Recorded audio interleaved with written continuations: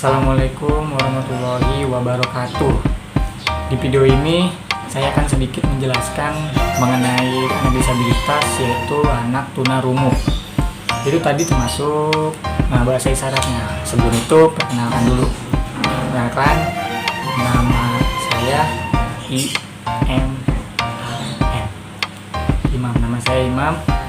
Jadi lebih jelasnya lagi, kita mulai aja ya teman-teman. Oke, kita mulai. Apa sih tunarungu itu? Kasih tahu dong. Oke, santai. Kita akan bahas sama-sama ya teman-teman. Apa sih tunarungu itu dan bagaimana sih tunarungu itu, kita akan bahas. Oke, mulai. Tunarungu terbagi menjadi dua kata. Yang pertama yaitu kata tuna, rugi atau kurang ya teman-teman. Jadi kata tuna itu sendiri bukan ikan tuna yang dimaksud, melainkan rugi atau kurang, mempunyai kerugian atau kekurangan lah. Jadi berbagai macam anak disabilitas seperti tunanetra, tunarungu, tunawicara dan lain sebagainya, mereka pasti mempunyai kelebihan ya guys, pasti mempunyai kelebihannya masing-masing dari kekurangannya itu sendiri. Oke, yang kedua, kata yang kedua adalah rungu, sama dengan pendengarannya. Jadi teman-teman, tunarungu itu ya identik dengan alat penghambatnya, alat pendengaran lah, indera pendengaran. Jadi pasti kalian pernah jumpai anak tunarungu yang memakai alat bantu dengar itu, yang kayak headset. Jadi kalau teman-teman yang pas ulangan, manggil teman pas ulangan, nggak nengok, nggak nyautin, dia punya dua kemungkinan. Dia nggak tahu apa-apa, fix dia tunarungu. Yang kedua, jadi ya teman-teman kalau punya tetangga atau keluarga ya yang bisa dibilang anak tunarungu atau anak tuna lainnya, jangan dijauhi ya teman-teman, dirangkul ya, pokoknya ajak main. Dia juga pengen main kayak kalian, dia juga pengen main kayak anak-anak normal kalian gitu. Oke, jadi tunarungu itu terbagi menjadi dua kata. Yang pertama tuna, rugi atau kurang. Yang kedua rungu, itu sama dengan pendengaran ya teman-teman. Jadi tunarungu di sini itu kita dapat simpulkan ya teman-teman. Jadi tunarungu itu adalah seseorang yang memiliki kekurangan atau kerugian berupa hambatan pada indera pendengaran. Yang sudah saya bilang, yang alat bantu pendengaran itu biasanya anak tunarungu memakai itu ya teman-teman. Jadi emang anak tunarungu itu identik sama alat indera pendengaran, terhambatnya indera pendengaran ya. Jadi emang banyak tingkatan alat dengar pendengaran ya, kuping.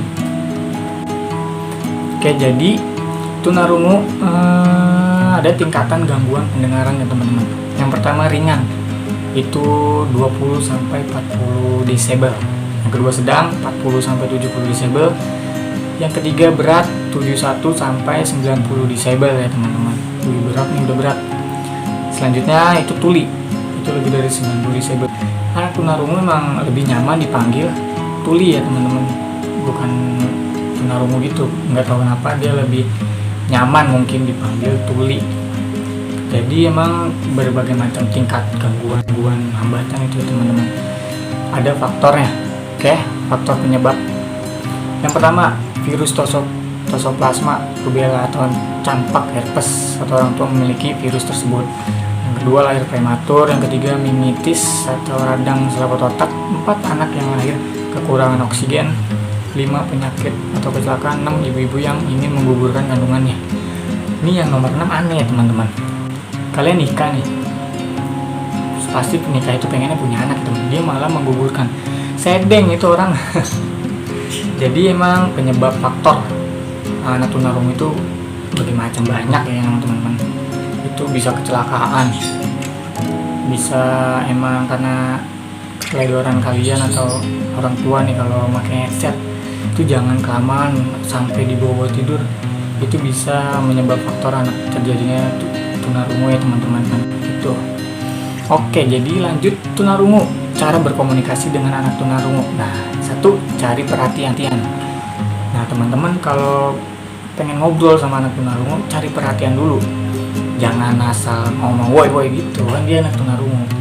Ya bisa dicontohkan tepuk pundak. Caranya dengan tepuk pundak itu mencari perhatian, jangan caper sama anak tunarungu, dibagel lu. Jadi kayak gitu cari perhatiannya ya teman-teman. Yang kedua, sejajarkan posisi wajah. Nah ini cukup unik sih, emang ngobrol tuh harus sejajar mungkin ya, saya juga kurang paham. Mungkin buat artikulasi berkomunikasinya biar dipahami sama anak tunarungu mungkin ya teman-teman. Jadi pas. Selanjutnya 3, kontak mata. Nah kontak mata ini mungkin kalau ngobrol ya harus lihat dia mungkin ya, sama mungkin buat bahasa atau artikulasi lebih bagus gitu ya teman-teman, kontak mata. Oke, selanjutnya 4, bicara dengan normal dan jelas. Nah ini unik sih, ya kan udah tunarungu identik sama ya kayak gagu gitu, ente malah ngomong gagu juga. Iya dia puyeng, jadi bicara dengan jelas dengan bahasa isyarat, bantu bahasa isyarat dan bicara dengan jelas biar bisa dipahami. 5, nyatakan topik pembicaraan. Jadi sebelum ngobrol lebih jauh itu nyatakan dulu topik pembicaraan kalian tuh mau mengarah kemana gitu obrolannya, biar anak tunarungunya ngerti. 6, tanya apa sudah ngerti. Nah, tanya apakah sudah mengerti itu. 7, ulangi. Jadi buat berkomunikasi sama anak tunarungu seperti tadi, cari perhatian dengan menepuk pundak, yaitu salah satu, jangan dipanggil, nggak bakalan dengar juga. Ngobrol dengan jelas, posisi wajah pas sama dia, dan tanya apakah sudah ngerti, lalu ulangi dengan menggunakan bahasa isyarat gitu teman-teman, biar dia mengerti. Dan juga nih saya pernah pengalaman ngajar di SLB B ya, yang anak tunarungu. Dia itu memang nggak cacat fisik atau apa, cuman di penghambat indera pendengaran sama berkomunikasi doang mungkin ya teman-teman. Dia tuh ya kayak orang biasa gitu, fisik oke, semua oke, cuman cara berkomunikasi dengan jelas, harus jelas ya gitu.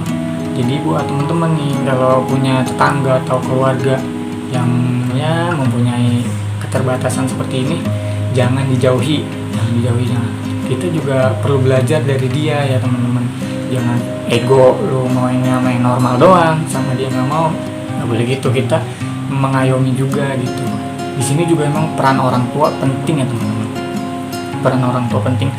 Bagaimana dia meyakinkan anaknya bahwa di luaran sana tuh aman gitu, dan tidak bikin anak tunarungu itu ya merasa dia paling gimana gitu, terdiskriminasi mungkin ya.